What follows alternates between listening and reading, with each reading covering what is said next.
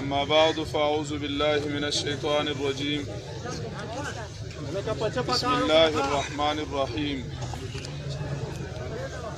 يرفع الله الذين آمنوا منكم والذين أوتوا العلم درجات.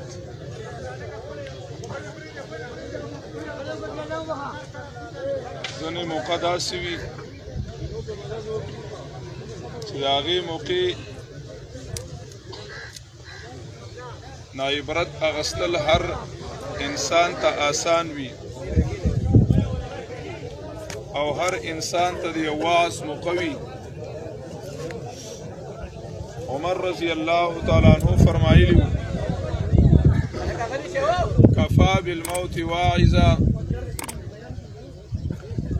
د مرګ دا حالت هر انسان ته بخپله یو نصیحت دی.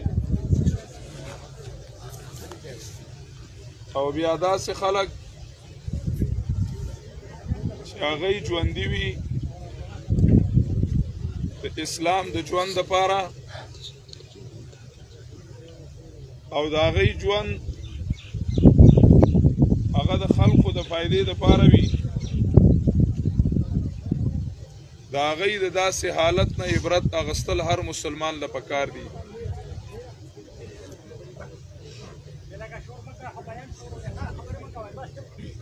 د الله تعالی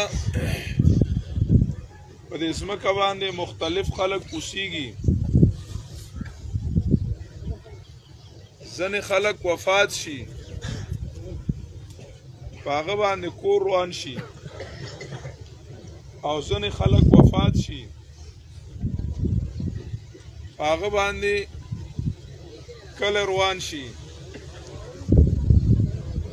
او ځینې خلک وفات شي. نبی علیہ الصلوۃ والسلام فرمائی موت العالم صغرۃ فی الاسلام، هغه د اسلام په خدمت کې یو نیمګړتیا راولي. نن موږ او تاسو احساس وکړو که موږ او تاسو دا ټول خلک راجمع شو او څومره ځان وکړو نو موږ او تاسو د مفتی صاحب غوندې شخصیت نشو پیدا کولی.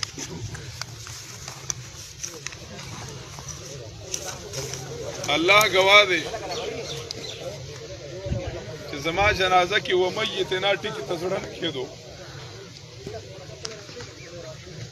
داسې خلک وفات کېږي نه، خو موږ پې نیمګړي پاتې شو. بلال رضی الله تعالی عنہ وفات کېده، نو بیبي یې ژړله، هغه ورته لته جوړه کړه، وی بدبخت زما د مزدورۍ ورځ راله او ته په ما پسې ژاړې. ما باندې امیه ګټې کېښودلې، ما تکالیف برداشت کول، نن زما د مزدورۍ ورځ راله نو ته ژاړې. وروڼو د هغوی د مزدورۍ ورځ راله، زمونږ د الله له امید دی نحسبهم کذلک ولا نزکی علی الله احدا. شیخ القرآن رحمه الله تعالی و فرمایل ان آثارنا تدل علینا فانظرون بعدنا الی الاثار. وروڼو موږ او تاسو ګورو یوازې د دې کلي نه بلکې د علاقې هر یو سړی غمجن دی او د هغه زړه دردیږي، د هغه زړه کې د یو غم اثر دی.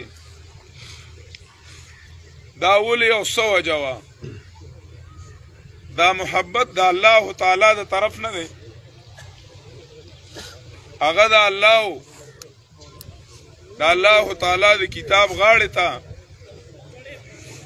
د جناب رسول الله صلی الله علیه وسلم احادیث په خوله باندې نبی علیہ الصلوۃ والسلام یو روایت مبارک ته نبی علیہ الصلوۃ والسلام فرمایي چې څوک په کومه جامه کې وفات شو په هغه جامه کې به د هغه حشر کیږي. ځنې عالمانو د دې توجیه دا وفرمایله چې د دې نه دا جامې مراد دي او بیا د کفن باره کې خبرې راغلې چې کفن ښایسته وي ځکه چې د قیامت په ورځ به دې کې پورته کېږي بل طرف ته ځنې روایات دي او ډېر صحیح دي چې نبی علیه الصلاة والسلام فرمایلی دي چې د قیامت په ورځ به خلک بې جامو پاسي نو عالمان فرمایي چې د دې حدیث مطلب دا دی چې د انسان عمل له انسان لباس دی د انسان عمل او د انسان په دنیا کې مشغولتیا هغه د انسان جامه ده هغه انسان جامه ده په هغه جامه کې به د قیامت په ورځ باندې پاسي ورونو موږ او تاسو سوچ وکړو چې د قیامت په ورځ باندې شیخ الهند رحمه الله تعالی فرمایل به روز قیامت هر کس دارت با خویش عمل نامه من نیز حاضر می شوم تفسیر قرآن در بغل قیامت په ورځ به چا سره سوي او چا سره به سوي ما سره به د الله تفسیر وي د الله کتاب به وي را سره ځنې مرګ ته خلک وپسخېږي ځنې جنازه کې خلک دې له شرکت کوي چې هغه مړي ته دعا وکړي او د هغه درجات اوچت شي او ځنې خدمت له سړی دې له راځي چې زمونږ الله دې خدمت کې برخه وکړي الله تعالی دې د هغې درجات اوچت کړي او چې کومه نیمګړتیا راغلې ده الله تعالی دې هغه نیمګړتیا په ښایسته طریقې سره پوره کړي اگر چې دا د انسان د وسه نه ده نبی علیه الصلاة والسلام فرمایي چې د عالم مرګ تر قیامته پورې د اسلام نیمګړتیا ده دا بیا څوک نشي پوره کولی نو د هغې اخلاص او د هغې تقوا نن چې دا ټول خلک راغلي دي نبی علیه الصلاة والسلام فرمایلی دي انتم شهداء الله علی ارضه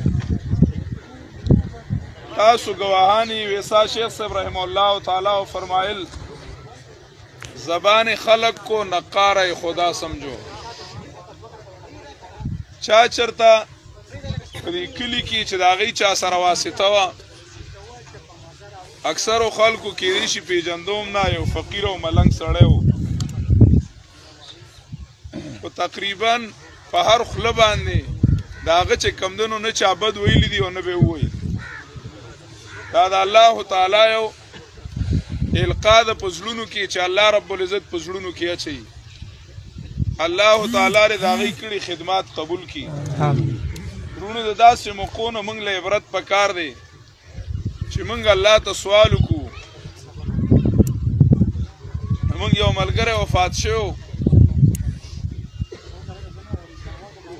یو عالم خبره کوله وی زه وایم چې ارمان چې دا مړی زه وی تاسو نن ورونو کتل په جنازه کې کمې کمې هستۍ شریکې وي او لوی لوی علما او چې موږ چاته ظاهري نیکان خلک وایو نحسبهم کذلک ولا نزکي علی الله احدا هغوی نن په جنازه کې شریک وو سړی ارمان کې وي چې ارمان چې دا مړی زه وی مرګ خو ټولو له را روان دی ورونو عارف شیخ صاحب رحمه الله تعالی په یو قبر باندې بیان کو یو حجره کې د غم کې نو ورونو مونږه مرګ منو خو د بلې منو مونږه چرته ځان سره دا احساس ونه کړو چې مونږ به ومرو نو دا ورځ په مونږ باندې را روانه ده او مونږ ټول به چې کمدنو وفات کیږو چا چې تیاری وکړو او وخت د قرآن او د حدیث په خدمت کې تیر کو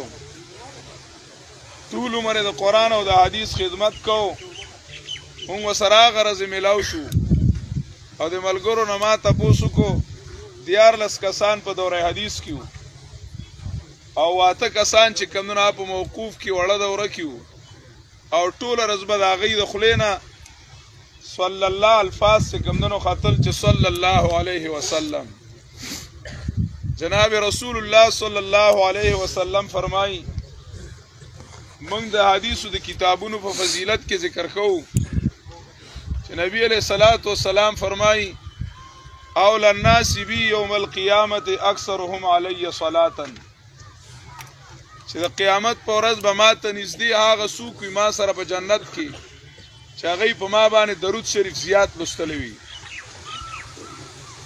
نو د حدیثو کتابونه شپږو کتابونه چې سړی درس کوي او د ورځې بلا روایات وي په یو روایت کې په یو حدیث کې چې نو شپږو ځله د نبي علیہ السلام نوم راځي او په هغې باندې درود شریف ویل کېږي. زمونږ د الله تعالی نه سوال دی او الله ته جرګه ده چې الله تعالی دې د دې حدیث مصداق حضرت مفتی صاحب وګرځوي آمین او الله تعالی دې د هغې کړي خدمات په خپل دربار لا یزال کې قبول او منظور کړي. آمین. الله دې د هغې قبر ګلزار کړي او موږ له دې الله تعالی توفیق راکړي چې موږ د داسې حالتونو نه عبرت واخلو چې رونو نن ده او که سبا ده د عرس په موږ باندې را روانه ده. موږ به عمرو پښتانه کله کله وایي وي خلکه د یو بله زارېږئ او عمر د ژمي مازدیګر د تیر بشي نه. موږ او تاسو وګورو وروڼو موږ د الله تعالی څومره زیاتې نافرمانۍ کوو. زموږ په بدنونو کې د الله تعالی د څومره حکمونو جنازه وځي او موږ د نبی علیہ الصلوۃ والسلام څومره سنت د خپو د لاندې کوو. زمونږ په غم او په ښادۍ کې د الله تعالی د څومره حکمونو جنازې وځي. وروڼو دا رس په موږ باندې نن دی او که سبا ده را روانه ده. سفیان رحمه الله تعالی یوې جنازې له تلو نو وی فرمایل میت غدن یشیع میت اليوم سبانه مړ د نني مړ سره جلب کوي چې سبا به کوم سړی مري نو د نني مړ سره جلب کوي او روان دی ورسره. سړي ته نه تپوس وکړو من المیت غدن یا سفیان سبا به څوک مري؟ هغه ورته وی انا و انت سبا به ما او تا مرو که نه په ما او تا باندې دا ورځ را روانه ده. وروڼو د دې ورځ دپاره ځان له تیارۍ پکار دی. الله تعالی وی وتزودو فإن خیر الزاد التقوی ځان سره توخه والی او بهترینه توخه چې ده هغه د الله تعالی تابعداري ده او د الله تعالی د نافرمانۍ نه ځان بچ کول دي. د دې دنیا نه جناب رسول الله صلی الله علیه وسلم تللی دی. د دې دنیا نه لوی لوی بادشاهان تللی دي. د دنیا نه لوی لوی مالداران تللی دي. دا دنیا چې کومه ده نو هغه ځان سره وړې نه ده. وروڼو موږ او تاسو کار څومره زورونه ولګوو د دې دنیا دپاره خو په کاریږي به زمونږ د الله تعالی تابعداري د نبي علیہ الصلوۃ والسلام سنت طریقې هغه نیک اعمال به زمونږ په کاریږي. حدیث کې راځي نبی علیہ الصلوۃ والسلام فرمایي چې بنده سره کلیوالم جلب وکړي او د ده چې کوم کټ پوزې وي هغه سره هم تر سزای پورې لاړ شي او د ده عمل هم د سره روان وي. دا نور څیزونه ترې راواپس شي کټ پوزې هم راواپس شي او هغه چې کوم رشته دارو یار دوست هغوی ورسره جلب کړو هغوی هم راواپس شي. بس دی پاتې شي او د ده عمل پاتې شي. وروڼو زمونږ عمل پښتانه وایي خپل عمل د لارې مل دی. موږ سره خپل عمل روان دی. نن دې موږ ځان سره احساس وکړو چې موږ د آخرت دپاره څه تیار کړي دي او موږ څومره محنت کړی دی د دې دپاره. ټول محنت زمونږ هغه د دنیا دپاره دی او دنیا باندې لګیا یو. نن وروڼو موږ هم وایو او هر یو سړی وایي چې مفتی صاحب د الله تعالی د دین دپاره ځان کړولی و. الله تعالی دې په خپل دربار کې قبول او منظور کړي. دغه شانتې وروڼو چې هېڅ نه وي لږ غونته کې د دې خپل مونځ او دسو او د غم خادی د ظاهري زندګۍ خو خیال ساتل پکار دي چې د الله تعالی نافرمانی حتی الوسه د بنده نه ونه شي. د الله رب العزت حکمونه مات نه شي. د نبي علیہ الصلوۃ والسلام سنت طریقې هغه چې کمدنو مونږ ماتې نه کړو. د دې حالت نه مونږ او تاسو عبرت واخلو. اذا حملت الى القبور جنازه فاعلم بانك بعدها محمول. چې د بل جنازه اوچتای نو سبا به چې کمدنو ستا جنازه اوچتیږي. سبا چې دا نو په ما او تا باندې دا ورځ را روانه ده. نبی علیه الصلاة والسلام فرمایي چې د مرګ ډیر ډیر یادوي، ځکه مرګ د دنیا خوندونه ختمي او لذتونه ختمي. نبی علیه الصلاة والسلام وی قبرونو ته حاضری کوي، کله کله چکر لګوي.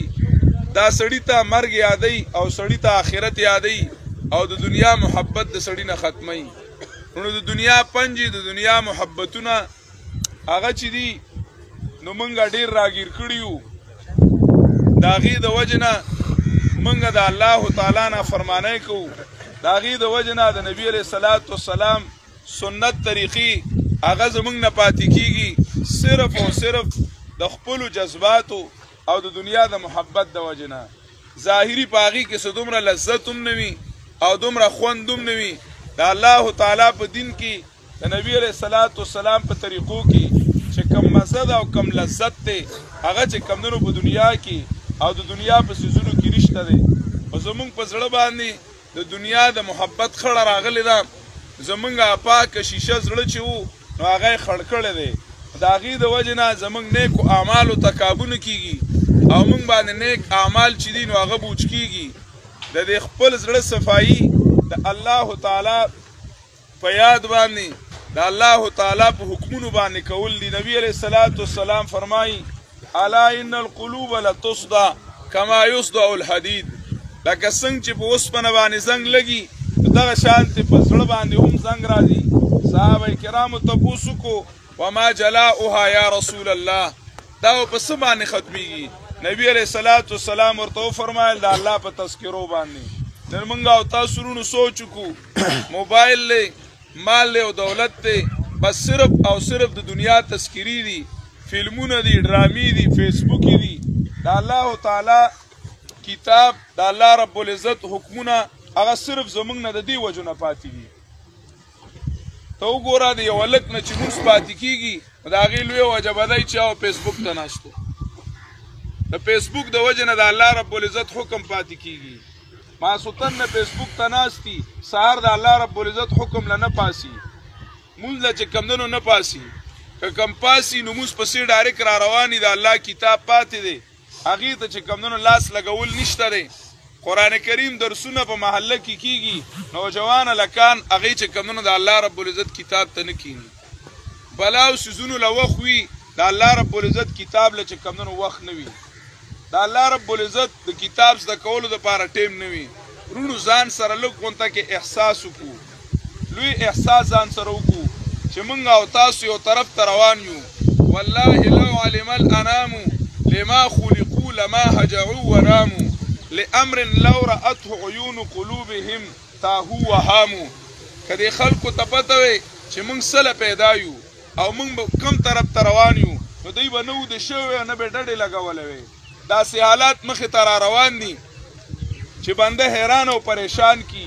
ممات ثم قبر ثم حشر وتوبیخ واحوال عظام. مرګ را روان دی، قبر را روان دی، حشر را روان دی، الله تعالی طرف ته ودرېدل را روان دي. الله تعالی به تپوس کوي دا کار دی ولې کړی دی، دا عمل دی ولې کړی دی. وروڼو که موږ ته الله وایي چې دا دی ولې کړی دی، موږ به څه جواب ورکوو؟ موږ به څه جواب ورکوو؟ موږ خو په دنیا کې چاله جواب نشو ورکولی. الله تعالی چې بادشاه دی هغه له به موږ څه جواب ورکوو؟ او چې بیا یو مجرمان الله تعالی غیر مجرم له سزا نه ورکوي.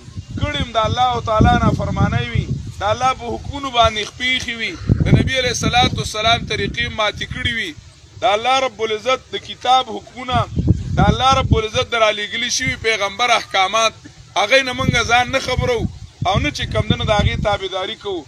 چې الله تعالی ته ودرېږو بختور دی هغه څوک چې هغه دغې له تیارې وکړي.